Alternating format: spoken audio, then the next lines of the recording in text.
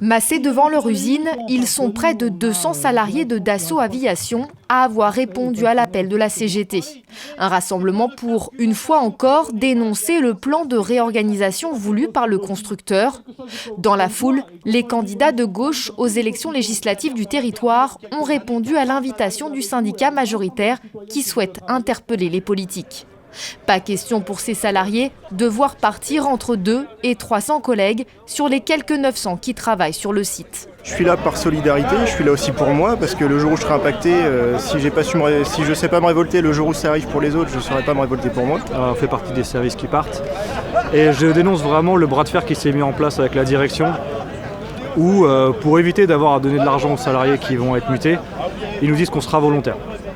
Donc ça c'est très difficile à accepter parce qu'on nous dit quand vous serez au pied du mur et que votre service sera parti, que vos collègues seront partis, que votre travail sera parti, vous nous demanderez, vous, de vous déplacer, donc vous êtes volontaire. Donc ça c'est assez inacceptable et on voit que c'est mon avis mais c'est aussi l'avis qui est partagé par les autres salariés du service.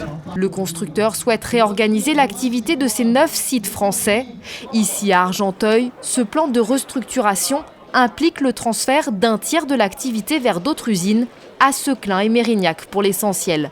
Le site jusque-là polyvalent sera spécialisé dans le fuselage de la partie avant des avions militaires et d'affaires, le Rafale et le Falcon. Si la direction dément une fermeture totale de l'usine implantée à Argenteuil depuis 1952, la CGT est convaincue du contraire. La direction, elle y va par étapes. Elle fragilise l'établissement d'Argenteuil et de Poitiers pour que dans 2-3 ans maximum, elles disent le site n'est plus rentable, donc il faut fermer. Il y a 40 000 m² qui vont être vides, inoccupés. Ça n'a pas de sens avec le Grand Paris qui approche. Les transferts d'activité devraient commencer l'année prochaine et s'achever fin 2019.